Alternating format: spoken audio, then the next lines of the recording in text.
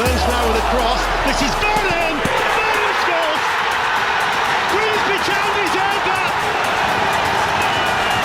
Utter delirium at Blundell Park! Charles Vernon!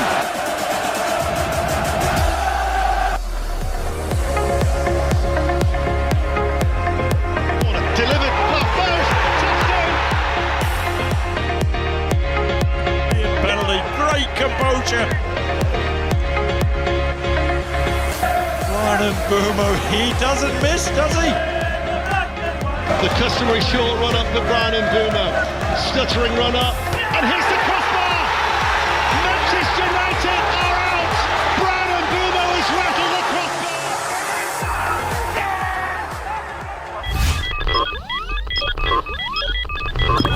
crossbar! This is TNT Sports' Adam Summerton, and you're listening to Three Fish on the Shirt. Welcome to this week's Three Fish on the Shirt. It's a bit of a different international break episode. How does that sound, Rossi? Hey? International break episode? Was that Spain we were in? Oh, I've got an old Spain top, so not the England one, but an old Spanish one I've managed to dig out. People rarely see me in anything other than my town shirt on these, but I've got my 12-11 T-shirt from the Man United game, 27th of the 8th, 25, commemorating the Man U game. So we're a bit of an international break version of the day, so we're going to follow the matches in the second half, just seeing how things are going compared to how we really want them to go. There's a few games that we're particularly interested in, which we'll go through in a minute. Games are just about to kick off now for the second half, but first things first, as always, like to give a mention to our sponsor, Winner Chicken Dinner, who have kindly sponsored us for the season. They've got a fantastic competition at the minute where you can win a house. So tickets are $3.99. The house is a 5-bedroom house, or $275,000 in cash. So it's well worth a £3,000 ticket, a $3.99 ticket. Jesus. Get stuck into that on their page, www.winnerchickendinner.co.uk. They've also had a 220 grand cash winner this week as well, which is absolutely fantastic. So you'll probably see that in the ad break. So brilliant stuff that they're doing over there, and fantastic prizes that are on the go. Not to mention all the good work they do for charity as well, locally, getting on for £1 million worth of help and support to local people and local charities. So and they sponsor us as well, which is fantastic. One other thing just to mention on that is if you do go on and get involved with the competitions, do so responsibly. If you want any advice on that, there's plenty on their page too. If you don't follow us or subscribe to us on YouTube or our podcast channels, please do, because it helps us spread ourselves further and wider. So I've got with me this afternoon Rossi. Hi Rossi, how you doing? And after the break, we've got a special guest as well in none other than record appearance holder keeper, James McKeown. So we'll look forward to that a little bit later on once we've found out how these matches have gone. So after all that, Rossi, good afternoon. How are you doing? No, not too bad. So international break, we're in international colours today. I'm not. I've got my Man U top on, as we said. The games so far that we're really interested in, Notts County won in the early kick-off game. The ones I've been keeping an eye on were Crewe, who let one in just before half-time, but then equalised with a cracking goal. And Salford MK Dons, which was level when I last looked. And Swindon were just beating Fleetwood. Has there been any change on that since we joined? No, still the same, but there has been a goal at the Hive between Barnet and Cambridge. Barnet are 1-0 up against Cambridge. Okay. And there was a disallowed goal. Bristol Rovers ended up going 2-0 up, but it's been chalked off. So looks like they might have a win there, Rovers. Yeah, that's a bit of progress. I was hoping that Notts County would lose, that MK Dons and Salford would draw, that's where it is at the minute, isn't it? That one. Yes. Cambridge Barnet draw, or Cambridge to win, really, because we're going to be looking up rather than down. Notts County Harrogate would have been a nice win, but they are struggling. They're in the bottom two now, aren't they, as well? So they've got to struggle on. Swindon Fleetwood, as we said, Swindon took the lead just before the break with Billy Bowden's goal. Oldham Crew 1-1. Kane Drummond, he's started banging a few goals in of late, hasn't he? Yeah, I don't think he offered that much when he played us when we went to their place, but other than that, he's seems to be doing all right. And I saw him he was G'ing the fans up in the last game they played, so I know they're buzzing with him at the moment. And obviously, like I say, he's got another goal today, so Oldham fans should be happy. But they're on decent form at the moment. Well, he hammered Chesterfield in his former club, didn't he, in the game before that as well? So he's not been doing so bad. But and then Walsall, Colchester was 0-0. Not a lot happening there by the sounds of it as well from the reports I'd heard. You picked up anything from that game? Nope, still 0-0. There's not even been a yellow card. Both teams are going for it though. Colchester with 8 shots and Walsall with 6. So it looks like it's an end-to-end.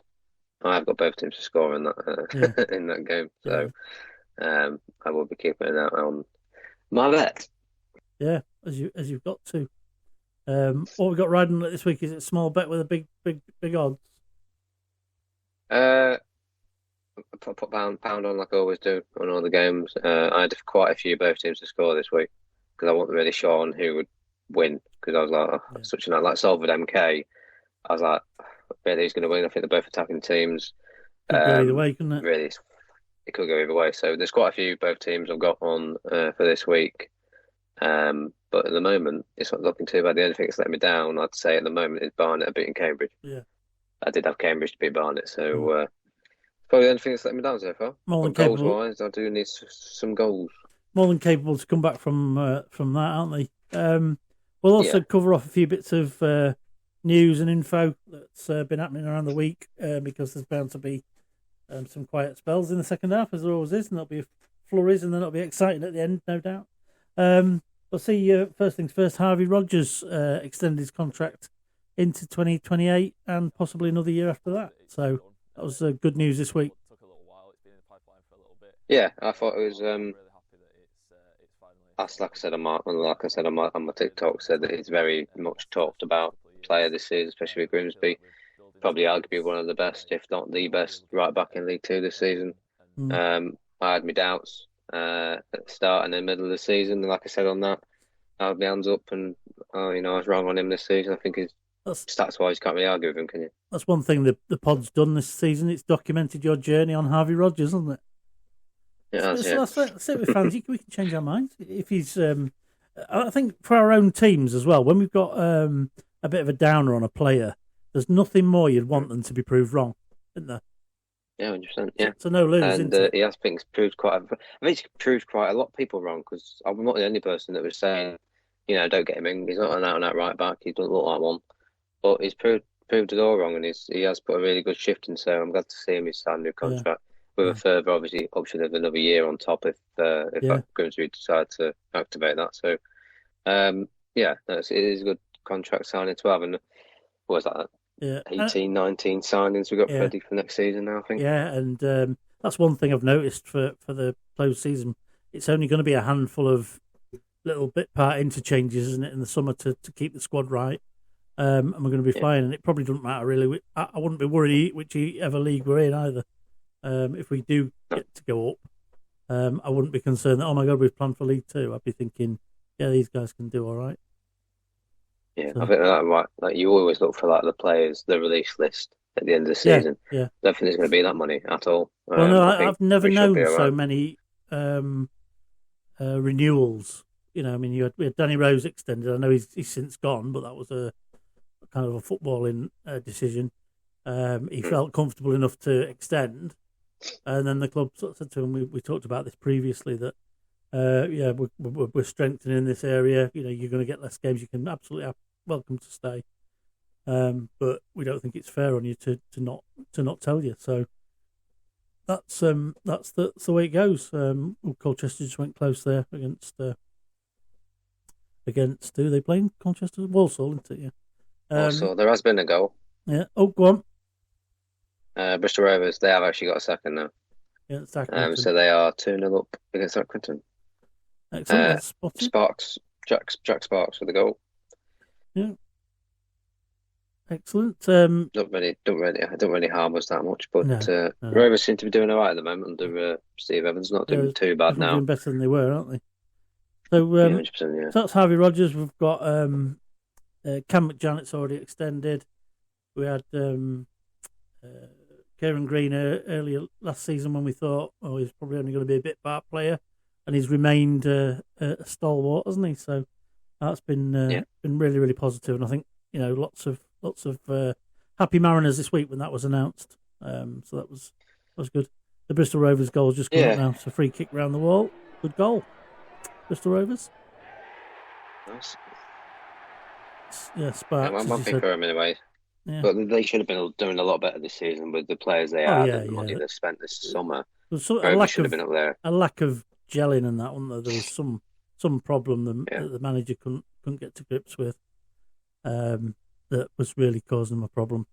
The other thing I noticed in week, Oldham beating Notts 3-0 in the week, going on to 61 points, breathing down our necks on a plus 16 goal difference, just made it more magnified how important it was for us to get a big win against Barrow to boost that goal difference, as well as taking the 3 points. Yeah, especially with that, I said, the running form they've got at the minute with Oldham. Obviously, Notts didn't really help themselves getting another red card. I think that's three games or something. Two of them the same guy. Yeah. Oh, there has been another goal. Go on. If it's going to come through, which it should do in a second. Usually I get told straight away before it even comes up on the score. Well, MK Johns have just missed twice on the line here against Salford. Well, it's not MK, I can tell you. It is at Barrow. Right. Between Barrow and Bromley. We'll just wait to see if the goal actually counts or not. And it has. It is a goal, and it's Barrow with a goal. 1-1. D Rose? Yeah. No, it was Gordon. So Barrow will take that all day long. They will. Absolutely. And say for us, that 5-goal salvo against Barrow just seemed more important with Oldham getting close to us on points and goal difference as well. Yeah, Danny Rose obviously did start today as well. I did check. Yeah. But no, Josh Gordon with the goal. And no, they need that. I think that Josh Gordon is the one that left. I might be wrong. Is it the one that left Walsall in the summer? Right. He was one of their wing backs, I think he was. Might be him. I'm pretty sure it's him. Might be wrong, but no, decent goal for Bromley. For Barrow. And Bromley have been a bit inconsistent, I think, and they've been getting wins, but they've been scraping wins, like 1-0s here and there, and then draws. Nothing really outstanding from them now. No. I don't think they'll win the league, if I'm honest. I do think MK or someone that will catch up with them and just pip them on the line. But I do think they'll go autos. I don't think they'll drop in the playoffs at all. Yeah, Josh Gordon is on loan from Walsall. Oh, it's from loan on Walsall. I don't know if he signed there permanently or not. No, he's on loan from Walsall at the minute. He's probably quite relieved at that at the minute. He'll remain a League Two player one way or another, even if he ends up moving at the end of the season. 100%. Yeah, got another goal. They're offline in now. Goal at Swindon. Come on, Fleetwood. 1-1. Hey! Helm with a goal. Good news. Yeah, I don't think Mark Helm's been that bad, to be fair, for him. I think Mark Helm's not been bad for Fleetwood. He's one of their best players, isn't he? One of the better players, definitely, yeah. He's the assist or goals for Helm. He's the one you tend to hear in the commentary if they're playing that you notice more. Helm. Yeah. And no, that's good for Town. That's one of my target games. Fleetwood win or a draw is my target on that one. Not that it helps us massively because we've got a big task. I still need Swindon to win. I know you do. But... I'll take him. I'll take him dropping points. Yeah, definitely. So we've got above us, we've got Bromley drawing with Barrow. We've got MK Dons and Salford drawing. We've got Barnet beating Cambridge. Harrogate lost Notts. Swindon 1-1 with Fleetwood. Oldham 1-1 with Crewe. And Colchester 0-0 with Walsall. So if we were able to keep it at that, I'd be happy with that today. won't be bad to Yeah. say. We weren't obviously playing this week. I think the worst possible outcome. I think we would have been 2 points off playoffs. I think. Yeah. After not playing today, I think that was the worst possible one. Yeah, I've written it down. A worst case would be 2 points behind Oldham is our worst case scenario, or be behind Crewe by a point, but it can't be both because they're playing each other. That was the no zero sum equation that met me when I did the little bit of analysis on it in the week. Yeah, we're just going through the Swindon. I'm just getting the Swindon goal now. Just going to have a look. Mark Helm, 57 minutes. Oh, they're not showing it, I don't think. Oh, they are. Yeah, they're going to show it. Throwing from the left-hand side. Throwing it down the line. Oh, that was something. Oh, he's got it. Yeah, he's got it on the left wing. Big cross into the box. And he's just nipped in between the striker and between the defender and the keeper. Been in our Lovely. arseholes fell out. That's what it looked like. No, it's been played into him on the floor, and he's should have been away. Really, a ball like that into the box shouldn't be getting to the near post. No, I tell you, I scored. It was just them, wasn't it? We had Bristol Rovers, didn't we? Yeah, You've seen that goal. Apparently, Holloway's already had a ding dong with somebody. That doesn't surprise me. One other thing Not surprise me. on the news in the week. Andy Cook allegedly in talks with Town for next season. Yes, I've heard. Apparently he's already in touch with him to sign another contract. I think it'll only be a year. I can't see it being more than that. No. But it's a great signing to have on our books. We need him, whether we go up or not. I think we'll still use him in League One. I know Bradford weren't really using him because they bought a lot of firepower. A lot of their fans are playing L now that they're not using him. Yeah. So I think it's a good sign if we do get him. I think it's a needed one. I'd love Jacko as well. Them two signed for next season, quality. But I know Barnsley have said that Jackson's not for sale at all. But whether or not we can persuade them. That could be a negotiating chip, though, couldn't it? That they can they can then wheel out there. We don't want to sell him price. Yeah, which is considerably more than we'll sell him price. Yeah, no, them two. I think they're more important ones to try and get on the books. Yeah, absolutely. I mean, the other thing in the background, the bit you don't see around all this is what the player wants. Presumably, he doesn't want to sit in the reserves on the bench for the next 2 or 3 seasons while he's at Barnsley. Maybe Barnsley don't see him doing that, and maybe that's why they want to keep him. Or they do what we've just said and say he's a prized asset, or we wouldn't possibly sell him. But if you want to, then everyone's got a price, haven't they? Yeah, but as we've said, I think it'd be extra big. I had a bit of a conversation on somebody on Twitter in the week about it, and I said, "Oh, it'd be expensive," and they said, "Yeah, but if we don't do any good, it's got to be expensive." I'm not suggesting that was a daft argument. It was just what I meant was it'll be more expensive than just expensive. It'll be mega expensive. If we were to get him even by any stretch of the imagination, I think it would be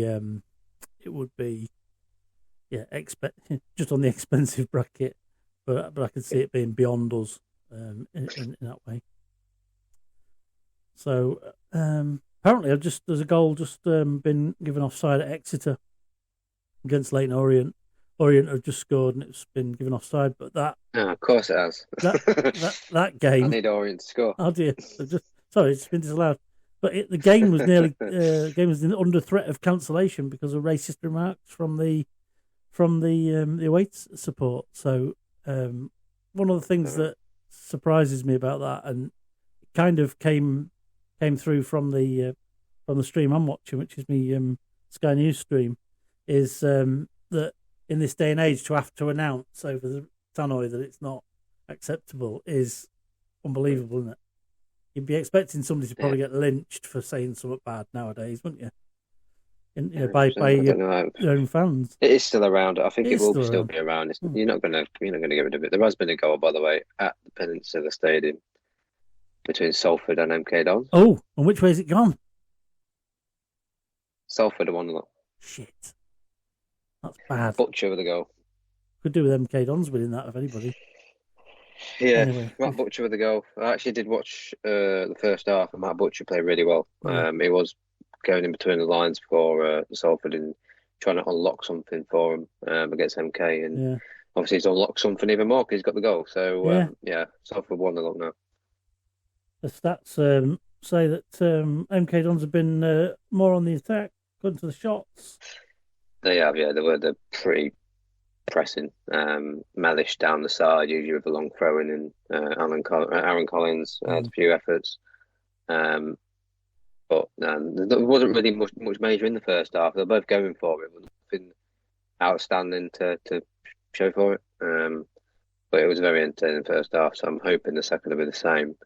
I do need both teams scoring that, so I need MK to score a score. So hopefully they can. It'll help us out as well. I think Salford were quite a way up, weren't they, above us? Yeah, they were 3 points clear of us, weren't they? I'm not sure. I'm not sure how up to date this table is. Go on.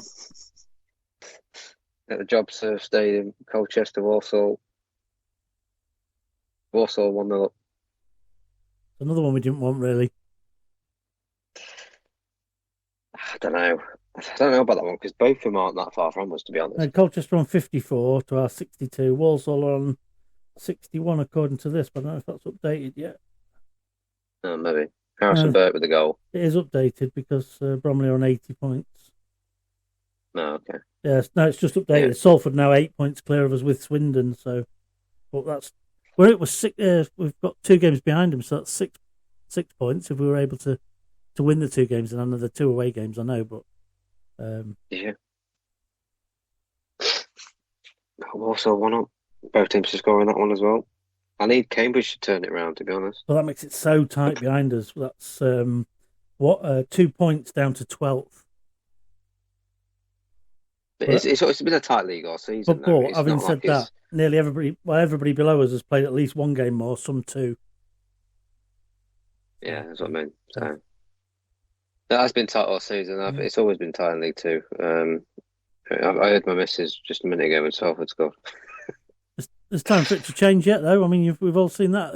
She's watching the game downstairs while I was goal because she's behind.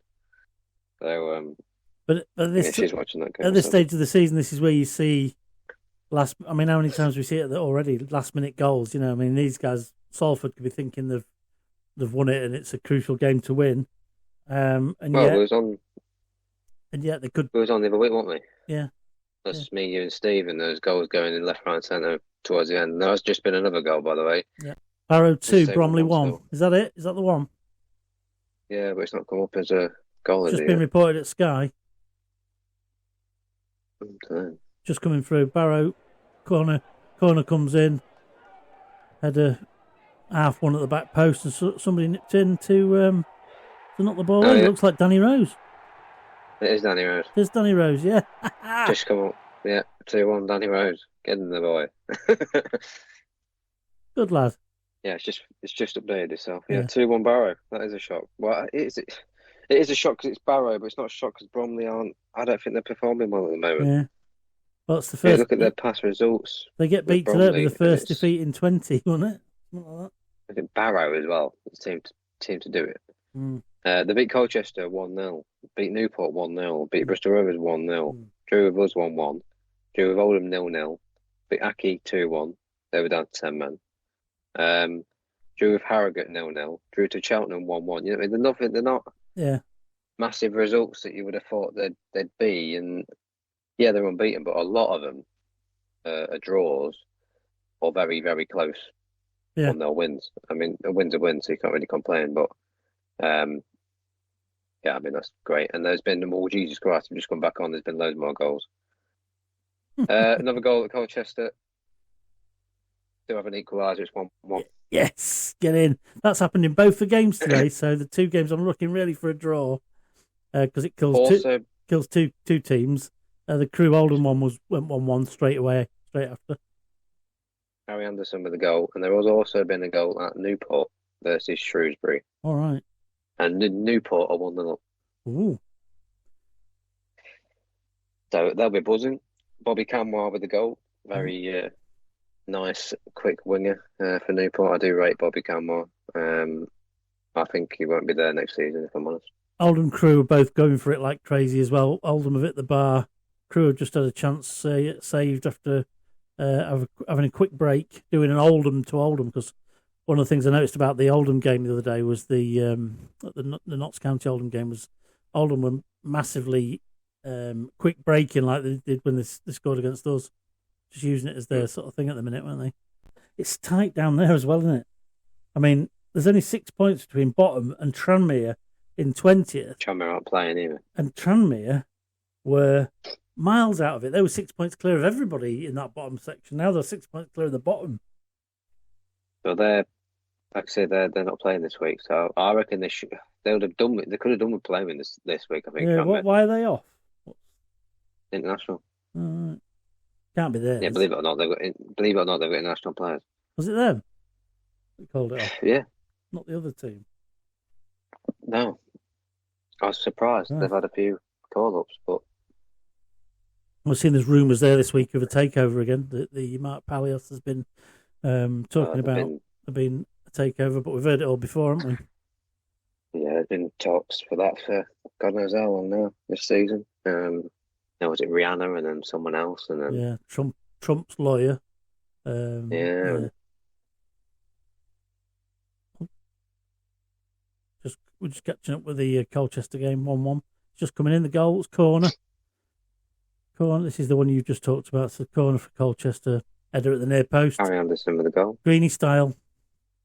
You know, Greeny's near post header style, but from the right hand side rather than the left. But it's a bit like the one he scored against Western-super-Mare to win it.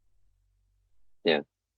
Yeah, no, Harry Anderson with that goal. Yeah. I like Anderson as well. Yeah. I do like some players in League Two, and there are some really nice ones for different teams, but I just feel like some of them, especially the low-end League Two teams, that I don't think they'll be around for much longer because they are too good for the team, I think.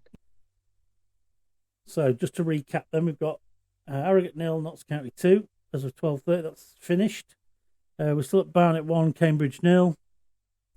Barrow 2, Bromley 1. Danny Rose getting the goal to put Barrow in front. Bristol Rovers 2, Accrington 0. Colchester 1, Walsall 1, which is probably helpful. Crawley and Gillingham, is it still 0-0? Mm-hmm. Then we've got, I'd Crawley to win that. We've got Crewe 1, Oldham 1, Newport 1, Shrewsbury 0, Salford 1, MK Dons 0, and Swindon 1, Fleetwood 1. So no, we're not in bad shape there at the minute, are we? Not looking too bad. Salford, MK Dons equaliser at Salford would help, but it only really takes 1 point out of the equation above us, and yeah, we're 8 points behind 6th now, so that's... It is literally 7th place. I think that we need to be It could be mindful. 6th if somebody struggles. Salford have got a tough run in, but so have we. But then Salford have got a tough run in, but they're beating MK, so... Yeah, that's probably the toughest game they've got. But they've got some away games as well, haven't they? They'll probably not win them all, but we shall see. Yeah, Barrow and Harrogate going down. So that Newport goal is really important, isn't it? I mean, they've got a game in hand, Barrow, but it just makes their getting 3 points in the bag all the more important. Yeah. Yeah, tightness at the bottom. Tranmere still not out of danger. 36 points. I don't think they will be out of danger either. We're going to be tight for them to the end of the season. Obviously, they got us last game, but whether or not that's going to be if we win, they go down, and if they win, we miss out on playoffs. That's going to be one of them games, isn't it? Yeah. Could happen, though. Yeah, it could. I've seen a few predictions this week. There were Walsall Fan TV was the one I was watching, and his let's just say his predictions for each match were quite what's the word? Pro Walsall. I think he'd got winning and drawing nearly every game, and when you see their current form over the last 6 games, did a little analysis of the number of points taken out of the top 12. Theirs was one of the worst, 7 points from the last 6 games. That's quite a turnaround in form to ask for, isn't it? Even at this stage of the season. So you're looking at the next 6 games to be twice as good as that. Also, like I've said many times now, they just seem to drop off around Christmas, and then you don't really hear much from them. I don't know why. Matt Sadler's Christmas dues must be fantastic. Everybody's still nursing a hangover till March. Must do, yeah. But he's gone now, so maybe they might change it all up next season. I know there's a few people looking at that job with there were. But I know the next season they might be looking at a more permanent option for Walsall. I know Liam Ridgewell was looking at a job. Obviously, he's from Birmingham and that way on. Yeah, and then Darren Moore as well. For Villa, Ridgewell. Play for Birmingham. I'm not sure about Villa.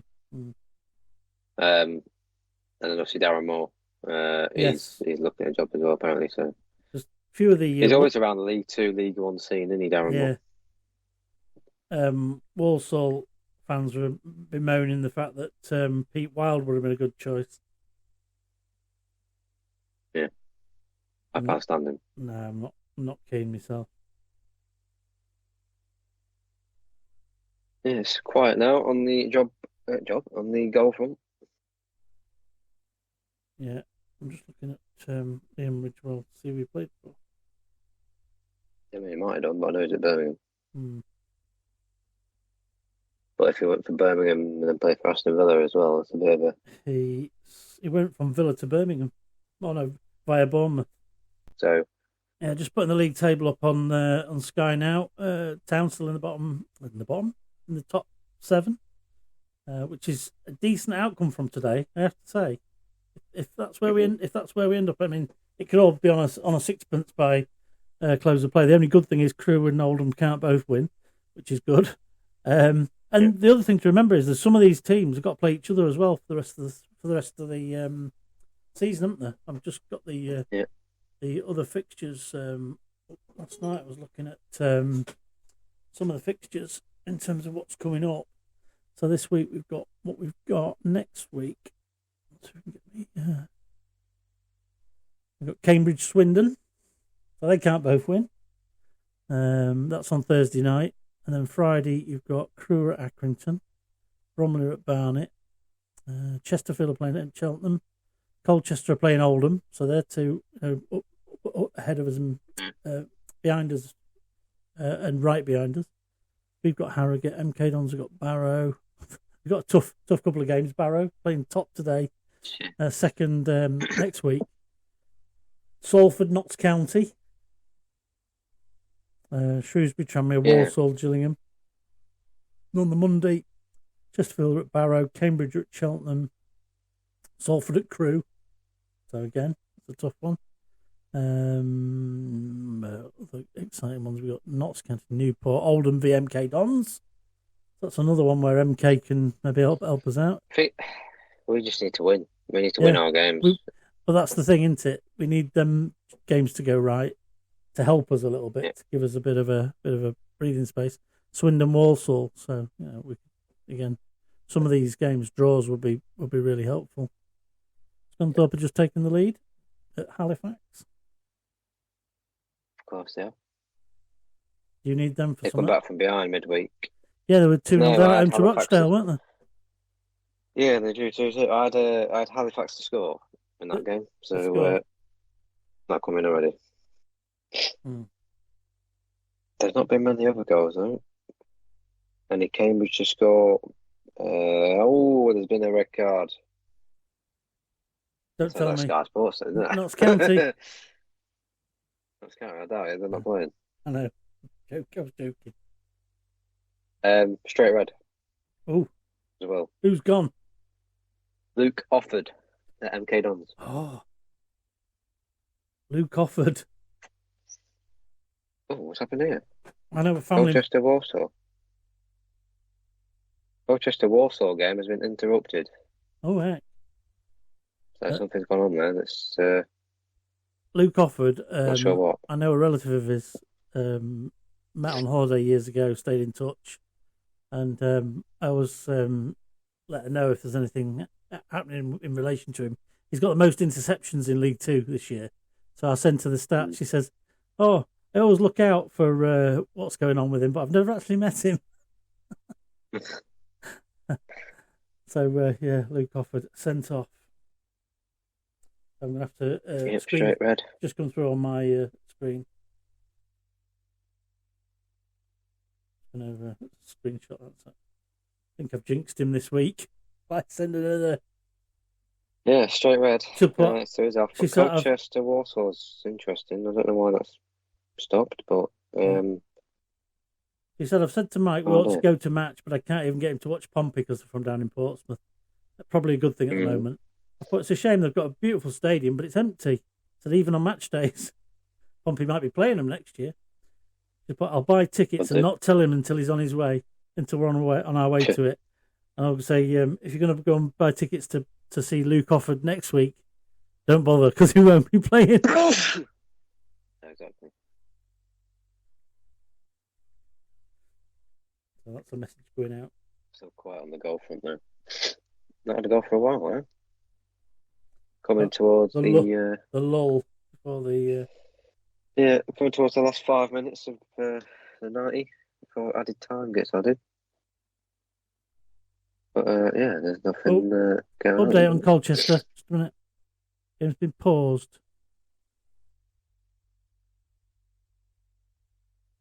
I guess there'll be someone in the crowd. 8 minutes left. Drone. Somebody's flying a drone over the match. Fucking hell.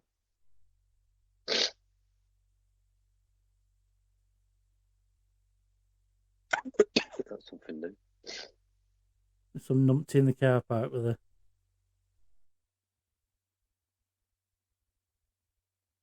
That like that audits, DJ audits, and all that. I'm in a public place. Yeah, that one.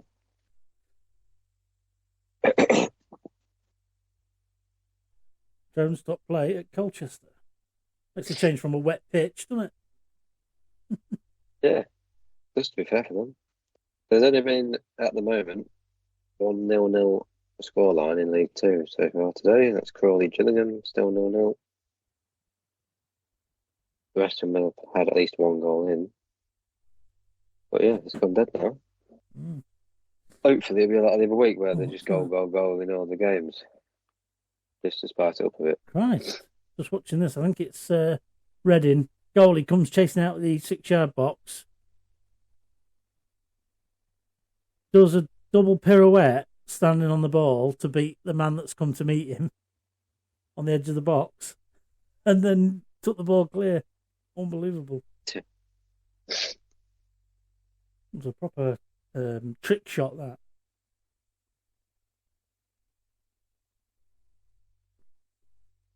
It's the lull before the last 5 minutes, isn't it, now? That's awful, isn't it? Colchester and Walsall is back and away. All right. However, it does say it's in the 46th minute. Right. I don't think it is. There's only 8 minutes. I don't think it is. 8 minutes left, according to Sky. The bloke, that was the guy at the ground. He came on and said, "There's 8 minutes left, but there's a drone stop play." But at least it means now it's underway. He doesn't have to drone on. Boom, boom. Working with what I've got here. Can't do much better than that.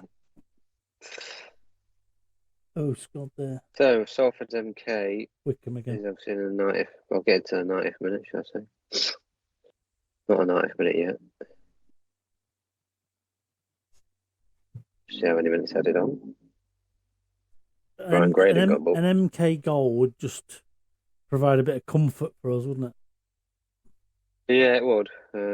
But it's not the worst result of the day to happen, or not the worst thing that can happen. Interesting stat this week I found, and I don't know quite how I came up against it actually, but it wasn't a direct comparison. It was just something in my mind. I think it was the number of games that Cam McJanet's played since he's been here. 79 appearances, which is only last season and this season, which is pretty impressive, isn't it? I have to say. Yeah.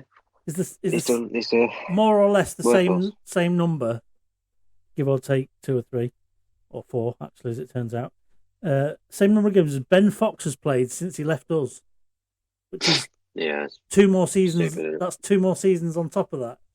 He's played 83 times for 3 different teams since he left us.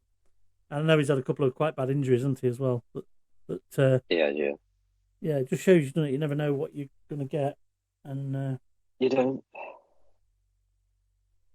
Okay, on Salford, 6 minutes I did on. Barnet Cambridge, 4 minutes I did on. Barrow Bromley still just getting to the 90, not far off. Same as Bristol Rovers and Accrington. The rest are the same as it stands.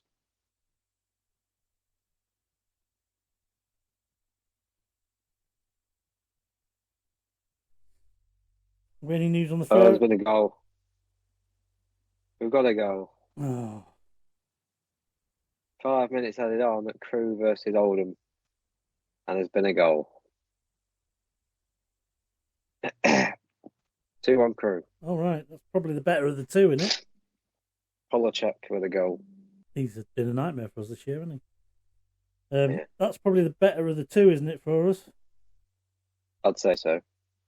The way Oldham have been going. It just keeps Oldham off our tails a little bit, doesn't it? Well, they could have gone ahead of us, couldn't they? But that's not updated on my table yet. So. What does that mean? They're on 63, so that might just have we're 1 point behind with 2 games in, aren't we? So. Barrow versus Bromley hasn't happened yet, minutes wise. Still the same there. What's to know about that one? Barrow Bromley, 6 minutes added on. Bristol Rovers Accrington, still no word.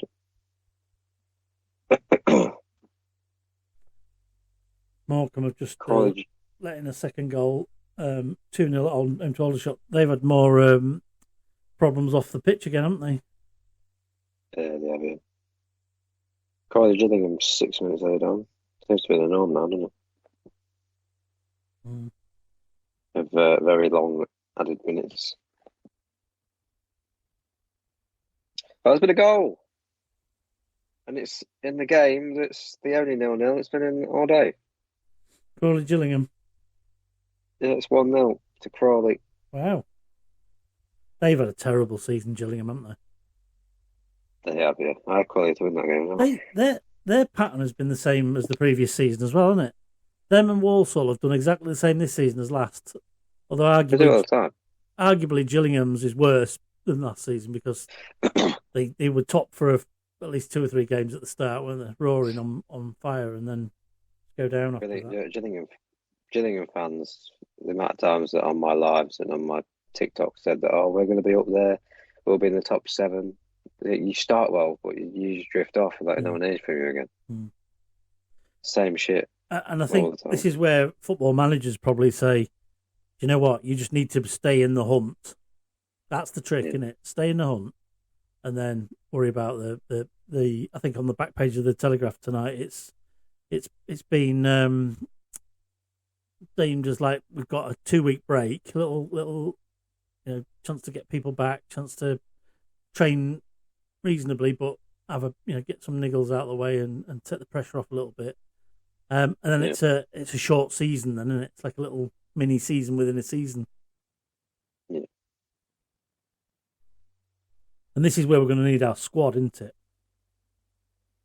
Well, this is, like I said a few times, this is probably the best in-depth squad I think Grimsby have had for a while. Yeah, and that's why what we need. That's why it's important we had the international guys back because we've got the injuries in midfield, haven't we? So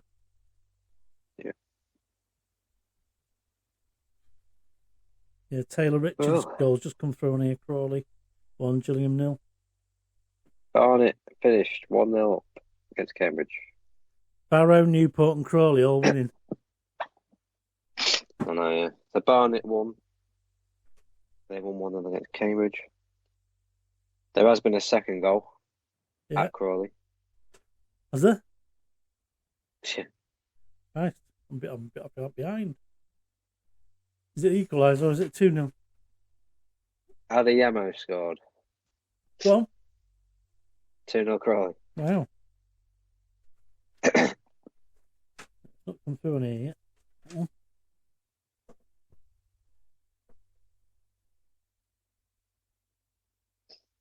Yeah, I did think Crawley would win today. Gillingham aren't that great. Crawley have just got a new manager. Yeah. So I did think the manager bounces well. Hopefully they don't win on Monday. Check's goal's just coming in. A couple of headed clearances from Oldham. Ball's dropped to him on the edge of the box and he's just scored and he takes the yellow card. Throws his shirt into the air. Yeah. He takes on his chest. Takes on his chest. Red card come through. No. For who? That offered one. So it came through on here. Shown it. Yeah. I don't know if it's shown it or not. Yeah, I didn't show it on here. Didn't see the Salford goal either. Speaking of which, Salford 1, MK Dons 0, full time. Full time.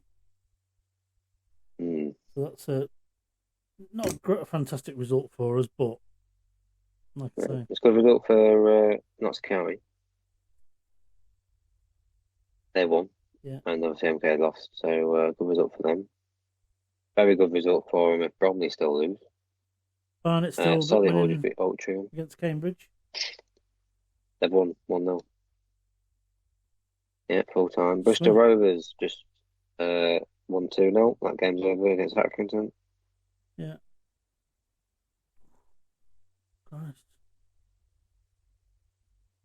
Fleetwood nearly scored. Still 1-1. Yeah, Salford results been confirmed here. Can't see any more goals. Swindon 1-on-1. Oh, terrible effort. Rooney manages to get a tackle in to put the striker off enough. I can't stand him. What a knobhead. Rooney. Yeah. Swindon not had a shot on target in the second half. Wow.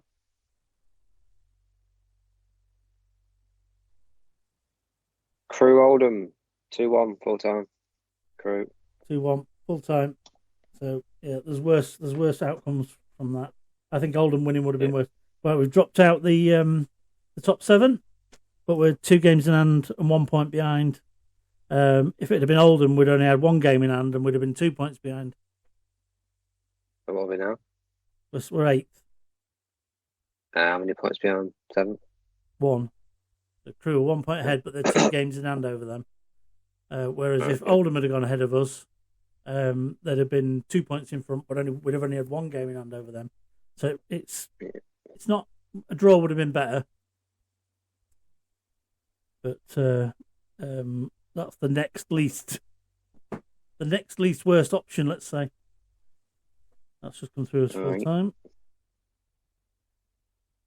Barrow have beaten Bromley. Oh, wait, it's over. 2-1, so their run Danny is Rose now scores the winner. You heard it here first. Except you probably didn't. I might message Larry and go, unlucky, mate. Rosie for the win. Danny Rose. 2 games just coming literally at the same time. Newport win 1-0 against Shrewsbury. Yeah. And Swindon Fleetwood does end 1-1. That's a decent result for us. The Crew one is just if that could have been a draw, that'd have been brilliant. Never mind. Would have been better. But I'd say of the 2, Crew have got the lower goal difference, which helps. Crew have also only got 1 point more than us. Oldham, if Oldham had won and gone ahead, we'd have been, like I said, 2 points behind. Crawley beat Gillingham 2-0. So that was a late show, wasn't it? 2 goals in the 90 plus minutes. Is that all the games in now? Is it just Barnet Cambridge we're waiting for? Oh, that's coming. Was it in, is it? 1-0 Barnet. Waiting on Colchester Warsaw now. Yeah. Obviously with the stoppage. Yeah, so they are still going. Yeah, so Tranmere now are only 4 points from 23rd. Back to what we were saying, isn't it? Can you see Tranmere going down? Well, if they don't get their fingers out their asses, yes. They're just in free fall, aren't they? I mean, as I said, they were 6 points beyond anybody who was even in the picture for going down, right? 6 points clear of any of them, and there was about 5 or 6 teams. There's now only 4 teams below them, and they're only 2 points ahead of the team below them, and only 4 points ahead of the team in the bottom or the top relegation spot. That's Barrow. So, yes, it's not a great position for them to be in. When was the last time they was in the National League? Because it must have been a while back. Tranmere, yeah, it is. It's probably prior to when we were in there. Isn't it?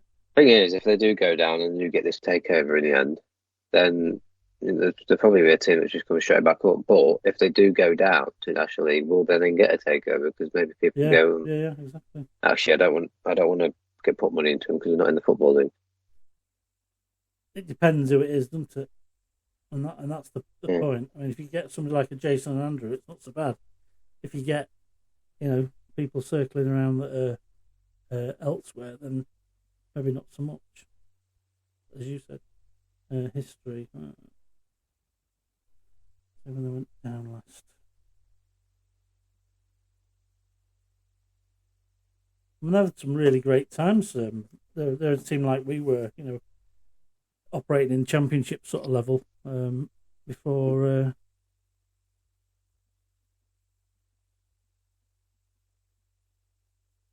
the non-league years. 2015. The last time they went down, yeah. That was the season they started. Yeah, that was the season they started. 11 years ago. 2014, October, they were last place, so they went down the end of the season. Mickey Adams took over 1 week later with the aim of saving the relegation club from the conference. However, on the 25th of April 2015, after another defeat to Plymouth in the reverse fixture, Tranmere were relegated, ending their 94-year stay in the Football League. So they're a bit like a town. They've been up at the Championship in my living memory, and also played in non-league. And like I say, that's not dissimilar to town. And I mean, this season they were swapping places with them. We were on a par with them at one point, and I think they've probably got about 3 points since then, and we've got about 30. Horrendous, isn't it? Yeah, it's bad. I didn't think they'd get anywhere near the bottom. I thought they'd be a mid-table team around the end. No, agreed. I think I actually put them. Start of the season, I think I put them about 12. Yeah. The microphone of wax. Test it out. I had them in 9th. We'll be hoping for a better season than 24-25. Good signings. Goals a concern. That's what I said. I said that to other people. I said that's the only thing they lack. I think is a striker, and you can't rely on Amari Patrick to get them all. And they got Ironside in from Donny, and I didn't think that was enough. People said that he didn't look arsed. They got rid of the other guy, the guy they brought in from Bradford. They shipped him off, didn't they, to Bristol Rovers? Yeah. Richie Smallwood. Yeah. But he was doing awful for him, to be fair. This year they scored 48, which is 8 less than we have. Same number as Oldham. They've not done bad for goals, but they've let in 70, nearly 69. Well, Colchester also finished 1-1. 1-1. That'll do us, won't it? Nicely. Yeah. Leaves Colchester in 14th on 54 points. So let's recap then the scores. So we've got the early kick-off was Harrogate 0, Notts County 2. That was 2 goals from Jetta, 1 10 minutes in, 1 10 minutes out. You got Barnet 1, Cambridge 0. Danny Collins scoring the winner there. Barrow 2, Bromley 1. You've got Gordon and Danny Rose for Barrow. Bromley, Charles got the goal for them, but Danny Rose scoring the winner. So that was nice of Danny, wasn't it, to do us all a favour at the top end. Yeah, very good. Bristol Rovers 2, Accrington 0. Arbottle and Sparks. Colchester 1, Walsall 1. After the drone was got rid of. Burke for Walsall after 64. Anderson after 68. And then you've got Crawley 2, Gillingham nil. That's 2 goals after the 90th minute. 1 Richards on 90 plus 1. Adeyemo on 90 plus 3. Crew 2, Oldham 1. Hutchinson equalised Drummond's early goal for Oldham. And Holicek scored the winner just with a minute of injury time. Newport 1, Shrewsbury 0. Camwa got the winner for Newport in a rare win for them. Shrewsbury, having had the new manager bounce, are on about 3 or 4 games without win now. Salford 1, MK Dons 0. Butcher after 66 minutes. And Luke Offord was sent off for MK Dons. You were mentioning Butcher having a good game today. Yes. Yeah. Like I said, first half he played really well. Like he was trying to cut through the lines and make something happen, and he got the winning goal for Salford in the end. So had a really good game today. Another half decent result for Town. Swindon 1, Fleetwood 1. Bowden just on half time, goal for Swindon after the Fleetwood's keeper had made a half decent save at the near post. Bowden and Ipton scored, and then Helm repeated the feat in the second half as a ball in from the left hand side was swept in at the near post by Mark Helm on 57 minutes. It stayed as that. Reports from the ground say that Holloway was in amongst it again. Amongst the argy-bargy and the aggravation. Overall, not the worst set of results, probably not the best set of results we could have hoped for, but I think as we've said, it's up to us really, isn't it? Is what we're, what outcomes we get from our games. Whoever does what else in the other scores, we've still got to get some wins in, haven't we? Yeah, we need to be just winning our games now. Focus on us, not anyone else. Harrogate and Crawley, 2 teams that are battling down there, but it just shows today, they're going to be battling, so that it's going to be an harder game than people think. Yeah. I've already said I predicted 4-0 against Barrow, but I think Harrogate will be a lot harder than what Barrow was, and the same as Crawley. I think they'll both be harder games than what Barrow was. So it wouldn't surprise me if we're getting a draw in one of them games. It really wouldn't. No, I don't want it to happen, but I feel like with the fights that they're going to be putting up to try and stay up. Obviously, we're trying to get into that 7th place and stay there. I think it's going to be tough end to the season, I think. Yeah, let's recap the top half then for now. Bromley, 40 games, 79 points. MK Dons, 40, 74 points in second. Notts County, a third. Swindon and Cambridge's results helped them out today. 40 points and 73. 40 games and 73 points. Just outside the automatics is Cambridge, 39 and 72. So they've got a game in hand over Notts. Swindon, 40 games, 70 points. Crew in 7th, taking Town's spot away at the moment. 40 games, 63 points. Town, 2 games fewer than that, 38, with 62 points. And as we said before, had Oldham won, they'd have been 2 points in front and only had one more game in hand. So of the 2 teams to overtake us today, it was probably better that it was Crew if it wasn't going to be a draw. And Holicek saw to that. Chesterfield below us, 39 games, 62 points. 10th is Oldham, 39 games, 61 points. Walsall, 11th, 40 games, 61 points. And Barnet, 40 games, 60 points. So there's only 3 points from us to 12th, which is pretty tight, isn't it? Yeah. In fact, there's only 2 points from us to 10th. The 3 points from the 7th to 10th, 12th.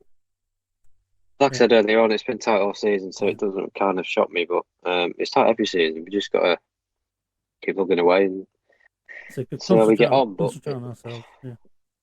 If we win every game to the end of the season, we can't have done any more, whatever happens.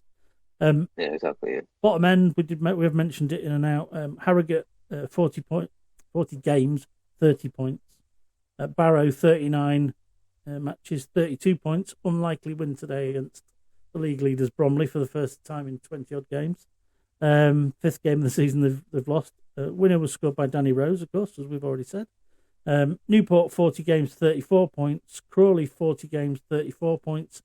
Tranmere, 39 games, 36 points in 20th. Then you've got a 5-point gap to Shrewsbury. Now, that gap from 19th to 20th, that 5-point gap, was with Tranmere. It's now against Tranmere. They are 4 points clear of the drop with 6-7 games to go, depending on who you're with. The advantages are they've got the points in the bag. The disadvantages are they can't buy a win. So they probably need 1 or 2 wins to stay up. Probably arguably 2 or 3 would do it out of 7. But in the last 10, 12, they've not won at all, or won 1, I think. So you'd be worried. I'd be worried if I was in Tranmere's boots, because everybody below them is starting to pick up points and wins now, apart from Harrogate. And we're hoping to keep that going on Friday, I have to say. Yeah, like I say, get the wins against Harrogate and Crawley, see what Tranmere do. I don't know.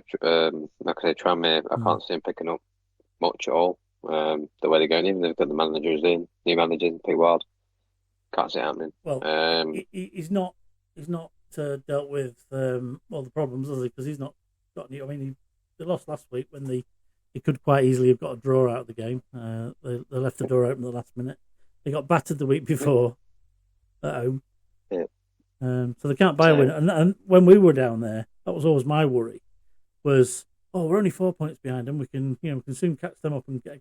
Yeah, but how long did our last 4 points take to get? Yeah, exactly. Yeah, so that's always my worry. We'll see how it goes. Yes. It's going to be tough. So we've covered off the bits and bobs of news. Harvey Rogers extension. We talked a little bit about the results in the week and the importance of us, getting those goals in the bag last week with the 3 points, with Oldham scoring 3 against Notts, and we if you look at the form book prior to today, if we carry on where we are, we'll probably snatch that spot. But as we say, there's nothing guaranteed at the stage. It's very much a psychological battle as much as a physical battle nowadays, isn't it? 100%, yeah. And Obviously, we've got the players now, and they've got depth, but we've got to crack on and make sure all the players are fit. Obviously, we had a few. Chaz was injured, he still is injured. And we have still got a few knocks, but Doug Brown was training yesterday. Yeah, hopefully he'll be back. I mean, at the moment, we've got Kachori and McJanet. Kachori's been a beast since he's come in. Whether or not he can stay there and kind of push a farm out, I don't know. I think they're both good players, so I can see them both being in there for the right reasons. But it'll be interesting to see what happens with Palm and when he comes back. But we just need to keep on going, keep on cracking on. But we need that sort of level of squad if we challenge to go up and we do succeed. We'll either need them for the playoffs or we'll need them for when we go up. That'll be the other thing. So we've covered off all that. Any other bits of news from around League 2 or from around the club this week that you wanted to talk about before we move on to our guest? I was just looking to see when the boys play internationally. Oh right, yeah, I was going to ask about that earlier on. And David Torrey's game's already played. They won 2-1 against San Marino. Did he score? He didn't. He did start though. He was in the midfield. He got a yellow card. Oh, right. Good lad. He was getting stuck in. Yeah, he got booked in the 68th minute. So they did win 2-1. The Thailand game for Jude, I can't seem to find anyone. Was it an under match? Was it like an under 23 or that? Was it? No, it was I think it was a full game. I've got Thailand under 23s. They won 1-0, but it doesn't say what the team was or anything. It might not be today. Could be tomorrow. I don't know. Did it say they was playing? I don't know if it said he was playing today or not. Yeah, I can't see it. Can't see anything. Kenya, Adore didn't get on, did he? Nope. Didn't go now, which I think's pretty. It's not really shit if they're doing all right. I think they lost the game in the end on penalties to Estonia. Which isn't ideal, but no, it's one of them. He either gets on, he doesn't. But Yeah, I'm not sure about them. I would have thought they'd have featured a little bit. I'm just looking at tomorrow's games, and it doesn't look like he's playing tomorrow, Thailand. Yeah, So I'm not sure. No. He might have been in 23s. Might be. Was that what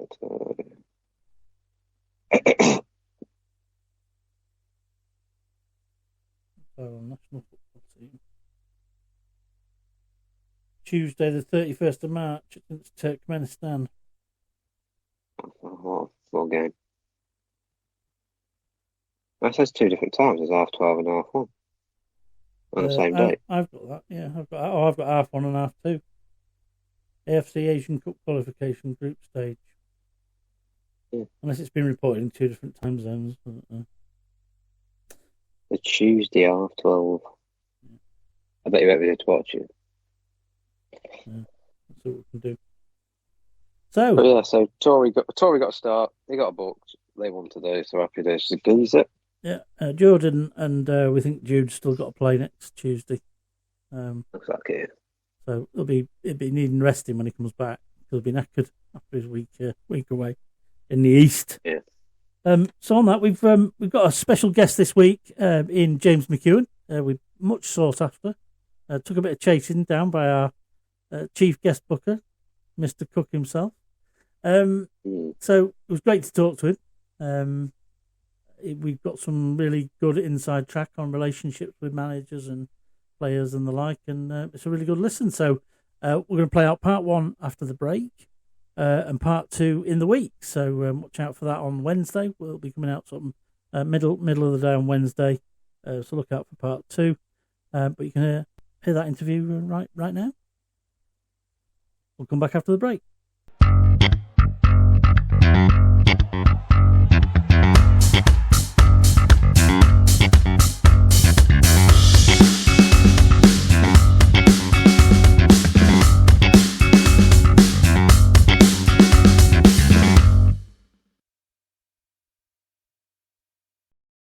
We are proud to announce the latest winner chicken dinner home, and it's right here in Grimsby. A beautiful 5-bedroom house in a fantastic location, ready for one lucky winner to call home.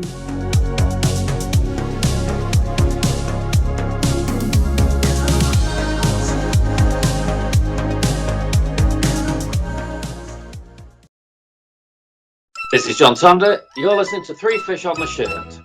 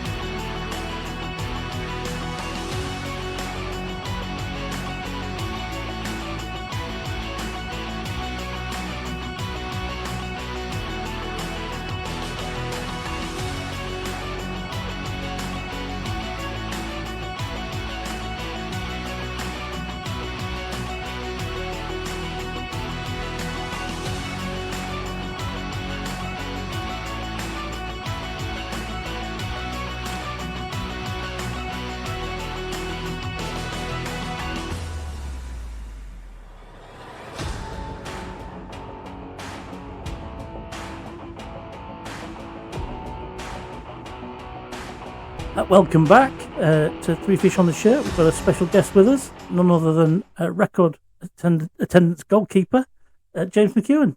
Welcome, James. How are you doing?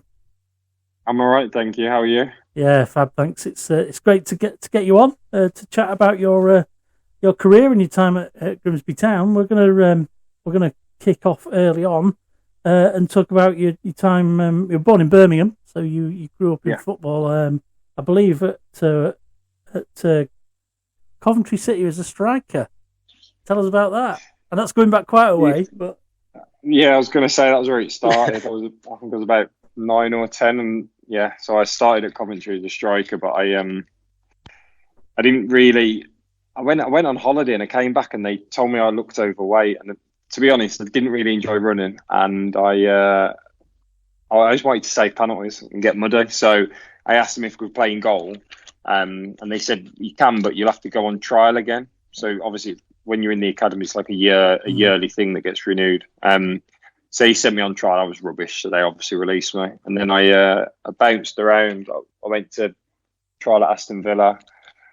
Then I went back to playing Sunday League, and then it was about 14, and my dad basically knew someone where he worked, and his son played for Walsall, and then he said, we need a goalkeeper, I'll get him down for a trial, and I managed to get lucky for a couple of years. So they took me on, and then obviously they ended up taking me on my scholarship as well. So that was where it all started, really.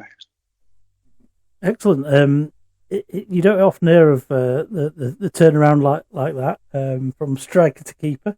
But how did you get on at Walsall? Did you actually make any appearances for them, or did you? No, I was on the bench for the first team when I was like 16, and then I did my 2-year apprenticeship, and then they offered my entire age group like a 1-year pro contract, and I think they offered us £90 a week, all of us. And two of the first team players, Chris Westwood and Dean Keats, they went to Peterborough. And we had the same agent. And I think, to be honest, I just somehow managed to get chucked in their car and managed to get a deal there. But I was delighted because it was 125 quid a week. So I was like, I've got some extra money. Which, but I didn't obviously realise that I was going to have to travel 2.5 hours every day and get bullied by Dean Keats and Chris Westwood. So, that was... I really enjoyed my time at Walsall. But I took the opportunity. And to be fair, it's probably the best thing I ever did, because I obviously ended up leaving home at like 17. And obviously you end up having to stand on your own 2 feet a little bit. And I definitely think it made me.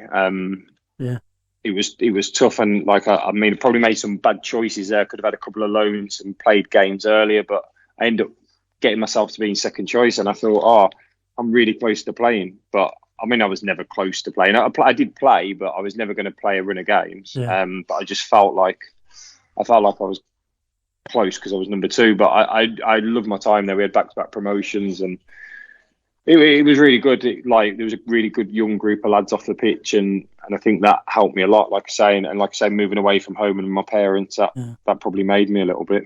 But given your age, that can be the making or the breaking of some young lads. Moving away from home could be the opposite, freedom, and they just use it in the wrong way, and that's a problem. Yeah, well, like my parents would. I think my mum would still spoon feed me now if she could. So, like, I was definitely spoiled as a kid. So, I think if I'd have stayed at home, it would have been worse for me. And like, they're unbelievably supportive. But moving down there, and like I say, because it was a young team as well.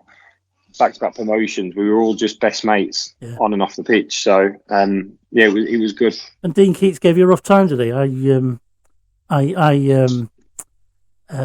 know I believe is, I'm not sure if it's former mother-in-law. He used to work with her, and she said to me one day, Karen, and yes, it is. And she was saying, James McKeown plays for you. I know him from years ago.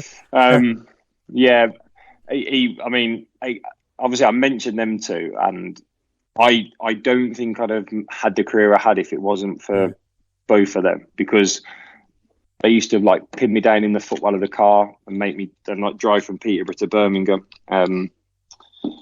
Because I used to like mouth off a little bit as a young kid and stuff like that, and I remember being on the M6 once, stuck in traffic waiting to go training, and we basically started wrestling, them two against me, and my watch fell off, and they just chucked it on the hard shoulder and never seen it again. So it was tough, but like it did make me. I'd say like that resilience and that side of it was really important for me. I did really, I think, owed them a lot, and strangely, obviously, they both end up at Wrexham together. Yeah. When they beat us in the FA Trophy final, and they both. I think Westy definitely scored a penalty past me. Yeah. And he always used to say, if I ever score past you, I'm going to go celebrate in front of your mum. So, and I think he did that. So But like I say, I owed them a lot. Like they were tough older pros, but really good older pros. But it sounded like they kind of, bullying's a strong word, but toughened you up with sort of tough love sort of thing in a funny way. Yeah. It is. I mean, and the game has completely changed. It definitely changed towards. I think maybe my younger years was when it started to. We had to clean the changing rooms, do players' boots, all them sort of jobs, and they would never do that anymore. Is it for the better? Not in my opinion. I don't think it's the worst thing. I think it does. Like I say, for me, it taught me a lot of resilience. Yeah. And you go over, especially when you're a younger player, and you go in, and especially as a keeper, you can see the goal. It's like, we don't want the young lad, and I mean, they don't say it as nice as that. You've got no choice. He's literally do or die. So it was really important for me. We've had older pros on who spoke about that era. I mean, Steve Saunders, who played for Town, had Peter Reid as his the guy he cleaned the boots for, and he said he was his goal. He looked after him. He used to give him money for sort of looking after him, and he said, but the most important thing was the advice he got from him. They properly mentored him as well as the other side of it. I mean, it was just, and that's like. I'd say them stories, but then I remember pre-season, I used to feel sick in my stomach because you don't want to come last. You don't want to. Strangely, pre-season like a really nervous time, especially as a young lad, because you want to impress, and especially as a keeper. Like I was never going to win the running. I was never going to win. But I remember Westy just said to me one day, he's like, "You can only run as fast as you can run. Like you'll be better at something else." And it took and it was a tiny little thing, but it was true. Like I can only run as long as I'm doing my best. It didn't. None of the rest of it mattered. So it is. I do, but I don't. I wonder now if you can have them relationships with younger players because you don't have the interaction that I used to have. Yeah. Because you'd be there for hours sometimes. I remember sitting in the changing room. It was like 4:00. You think, why have we not been sent home? And then the youth team manager would come in, pop his head around and say, "See you tomorrow." I'm like, oh my God, what have we waited for? So I mean, it works both ways, but I mean, it definitely helped shape me as a footballer or even as a person, I'd say. But it sounds like to me what you've just described is there's no pressure like the pressure you put on yourself as well. The nervousness. I don't want to be last. You've driven yourself as well there, haven't you? Well, it was always my argument because there was obviously, I mean, I had lots of different periods, obviously, at Grimsby, but I had number twos who would probably, to everyone else's opinion, was not going to play. I had Dean Henderson was on the bench for 4 or 5 months. Ended up playing for England and Man United. So, did I play any better when Dean Henderson was my number two? I mean, if I said Nick Draper, I'm not even sure lots of Grimsby fans would remember him. He was the number 2 the season we lost to Bristol Rovers, I think. So did I play any better in either season? I don't think so, because I think, and this was always my argument, like I knew that if I didn't perform, all right, I might not get dropped straight away, but I was going to get dropped. And whether it come to January or the end of the season, another goalie would get signed. So I don't particularly buy in. Competition's great, and you do need it. However, towards the end of my time, the goalie corner as such that I was in with the goalie coach, I didn't enjoy. So the goalkeeping environment wasn't any good for me. And that, to me, made me realise that it wasn't necessarily... I personally think that you're better off having a number 1 and number 2, because your number 1 feels backed and he feels... And there was times when Hursty, especially, only in his first spell, he stood by me a lot in his first spell, and I needed that. The year we got promoted, I'd had meningitis in the pre-season and missed most of it. And Andy Warrington was the backup, and he was my goalie coach. But obviously we ended up getting promoted. I was absolutely horrendous for about 4, 5, 6 games at the start of that season. But he stood by me, and because he stood by me, I had the confidence to come through it. So, I mean, I think competition is great, but really it's about the individual in that position, if they've got the ability, the professionalism to push themselves on. Yeah, you've kind of sort of brought me to, we'll come back to your career journey, but you've hit the nail on the head for another question, so I'll ask it while it's fresh. Do you think that kind of points to the fact that for keepers it's always tougher because any errors are magnified because they tend to lead to goals or near goals and clearing people's memories, and that your heroic efforts can often be wiped out by one clanger. Yeah, I mean, without. Yeah, let's be completely honest. Christy Pym at the start of the season, everyone was really happy with him. Played Man United, did really well. Like, everyone was delighted with him. You fast forward 3 months, and he's getting loads of criticism. Yeah. Again, he did go through a bit of a sticky spell. Like, I would imagine he would say that himself. I'm sure. And it's amazing how quick it can change. Whereas as a striker, for example, or if you take Cookie for example, he's not scored particularly every single game, but he's always got a chance of coming on. He might come out the team, but 2 games later he might come on and score a goal. Whereas as a keeper, he's literally all or nothing. Like there's no in between. You can have a brilliant game, and you drop one in the 89th minute, and that is absolutely what everyone's going to remember for the rest. You're a villain for a while, then, aren't you? Yeah, exactly. So, that was something I enjoyed. I always felt like I played an individual sport in a team sport, if that makes sense. Yeah. That was what I always felt like. Those? I don't want to sort of press at old wounds, but you had a couple of big high-profile games where things didn't quite go as planned. And I say I don't want to kick you while you were down in that situation. But how do you cope with something like that afterwards? What how do you pick yourself back up? Because you've got to, haven't you? You absolutely have to. Played Gateshead at home, and it was probably Gateshead away in the playoffs, and that was as bad as it ever was for me. Have you lost a contact lens or something on that day, or have I misremembered that? Was that a? I wish I had that excuse. Okay, I've made that up, or somebody's made it up. Yeah, no, I wish I had that excuse. It was just.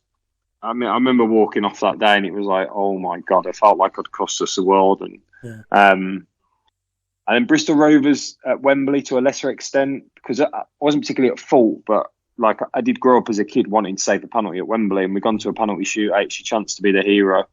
I'd had it at Wrexham, where, to be fair, I probably had one of my best ever games, and then we lost on penalties, and I didn't save one. Then Bristol Rovers, I didn't save one. And it's like, I watched them back. I remember going on holiday in the summer, and it bloody come on the highlights on the Spanish. I was like, how is this on this channel? Following you. Yeah, and it was just awful. Like, I didn't want to do the school run. It's really tough. Like, there's no getting away from it. It takes you to I think what I learned as I got older was when I did make mistakes, and I did make them, and they were mainly against Gateshead, but I made plenty of them, and I used to like maybe recognise it more now. I've finished playing, but I miss the pressure. I don't have a job now where I'm under like pressure every day, and it's that feeling you have in your stomach, or the nerves of the night before. It's difficult to put into words, and I can understand why a lot of footballers or sports people really struggle mentally and things like that afterwards, because it's something you can never ever replace.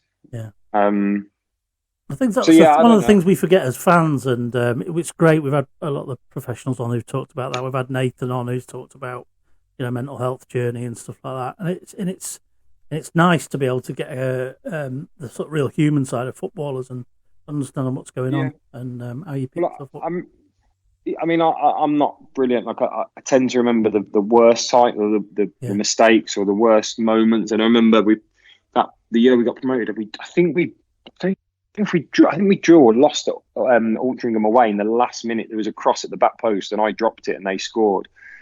And a fan shouted, "Oh, you'll never get promoted with him in goal." And I said something back, and then the police were in the dressing room, and I was like, "Oh my God," because I'd said something back, and it is really hard, because you go home that night and like you don't sleep. It's hard to sleep anyway, but after a Tuesday night game, it was always hard to sleep. I remember lying there at like 3-4 o'clock in the morning, and I was having a stinker anyway, and it's like, what am I going to do? I'm going to get dropped, and then you think I'm going to get released at the end of the year. I'm not going to get, and it all absolutely snowballs in your mind. When Dean Henderson came in, and obviously told everyone he's going to be the best goalie in the world, and I played the next couple of games, and then I realised how good he was. I was like, oh my God, like it's a matter of time. But he ended up obviously staying on the bench until the Boxing Day. I used to wake up in the night sweating. Like the thought of getting dropped was horrendous. Like it was because I just felt like my whole life was going to be over. Yeah. As I got older, obviously you recognise that football isn't the most important thing. And like you have that experience. But at the time, like it does test you. It tests you mentally because you always feel like your whole career and life, because it took over my life, and I think it takes over most footballers' lives. You feel like your whole career is on the brink constantly. Yeah. And of course it's not. You make one mistake or two mistakes. Of course it's not. But you're not ever far away. Like, for example, Christy Prim now, let's be completely honest, probably won't play for Grimsby for the rest of the season unless Jackson gets injured. He doesn't play for the rest of the season. Where does he go after that? Drops to non-league. If he doesn't work out at that club for whatever reason, an injury, he doesn't play well, within 18 months he could be part-time footballer, and that is really like, that is genuinely what it's like. Harsh. It's harsh, isn't it? There's no getting away from that. If the rest of us were in that situation, we'd be in the same sort of frame of mind, wouldn't we? Yeah, exactly. And I think that's where people forget then sometimes that people do make moves for money because that money is the security for their family. Absolutely.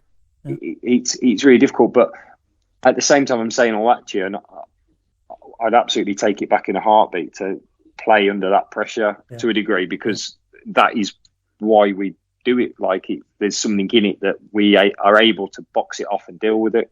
And I always think that probably the main difference between the Premier League players or the top players and the players who played at my level is that they can get up every day, and no matter how it's gone, they can reset and carry on basically and produce that level, the technical quality under the pressure of competition. I'm pleased we had that conversation, because I like to bring out the reality of what it's like as a human being as well. You know, not just automaton robots that go out and turn out for town, much as fans probably think it at times. So thank you for sharing that with us.